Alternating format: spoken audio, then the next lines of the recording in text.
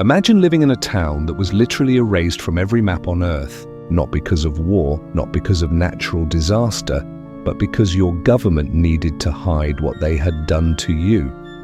In 1957, thousands of Soviet citizens were exposed to radiation levels 20 times the lethal dose. Their skin burned, their hair fell out, they died by the thousands.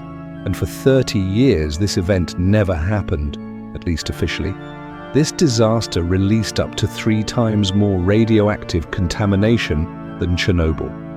Yet most people have never heard of it. This is the story of how an entire nuclear catastrophe was nearly erased from history. The Cold War is at its height. In the closed military city of Chelyabinsk 40, a place so secret it didn't appear on any public maps, Soviet scientists are racing to produce plutonium for nuclear weapons. At the heart of this operation is the Mayak Production Association, known only by its codename Enterprise 817. It's the Soviet Union's first plutonium production facility, and it's cutting corners on safety. Nuclear waste is being stored in hastily constructed concrete tanks, each containing millions of curies of radioactive material. The tanks require constant cooling to prevent catastrophe. At 4:20 p.m. on September 29th, one tank's cooling system fails completely. The temperature begins to rise. Over several hours, the radioactive waste heats up to over 350 degrees Celsius. The nitrate and acetate compounds in the waste begin to dry. Chemical reactions accelerate. At 4:20 a.m. on September 29th, tank number 14 explodes with the force of 70 to 100 tons of TNT. The 160-ton concrete lid is launched into the air like a bottle cap. 80 million curies of radiation are released into the atmosphere. By comparison, Chernobyl would later release about 45 to 50 million curies. What happened next explains why this isn't in your history books. Within hours, Soviet officials implement total information control. No announcements, no warnings, no evacuations, at least not immediately. As the invisible radioactive cloud drifts northeast from Mayak, it contaminates an area of over 20,000 square kilometers with cesium-137, strontium-90, and other deadly isotopes.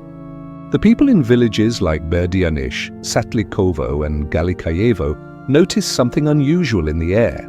A reddish-brown mist, a metallic taste, but they are told nothing. Within days, strange symptoms begin.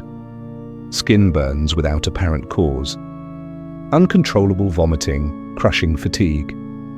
When villagers seek medical help, doctors give their symptoms a peculiar diagnosis, special flu or radiation syndrome, but no explanations of cause or proper treatment. 1 week after the explosion, without explanation, military trucks roll into the village of Berdianich in the middle of the night. Residents are told they have 2 hours, just 2 hours, to gather whatever they can carry and leave their homes forever.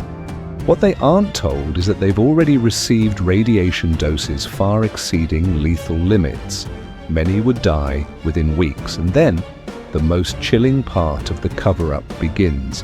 The Soviet government simply erases these communities from existence. Villages like Berdianich, Satlikovo, Galikayevo, and at least 20 others vanish from all maps and official records. The displaced people are forced to sign documents promising never to reveal where they came from or why they left. Many structures are demolished. Others are left to decay in the contaminated zone, now known as the East Urals Radioactive Trace. By 1960, American U-2 spy planes detect something strange, a massive abandoned region in the Urals where communities should be. When Western intelligence agencies questioned this anomaly, Soviet officials provide an explanation so audacious it actually works.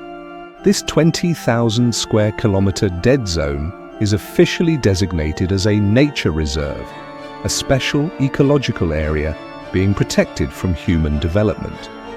The deception works for nearly 2 decades, until 1976, when Soviet scientist Zhores Medvedev defects to the West and publishes an account of the disaster. Western scientists initially dismiss his account as too catastrophic to be believable.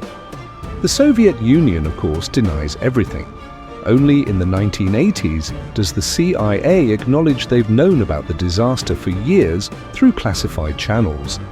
It takes until 1989, 32 years after the disaster, for the Soviet Union to officially acknowledge what happened. Today, Lake Karachay, where Mayak dumped much of its waste, remains one of the most lethally contaminated places on Earth. Standing on its shore for just 1 hour would deliver a lethal radiation dose. Parts of the East Urals Radioactive Trace remain off-limits and will be dangerously radioactive for hundreds of years. Most survivors received minimal compensation and limited medical care. Many took their stories to the grave, their suffering unacknowledged. The exact death toll remains disputed. Official Soviet figures claim just 200 deaths. Independent estimates suggest 8,000 to 10,000 immediate fatalities and over 200,000 people affected by radiation.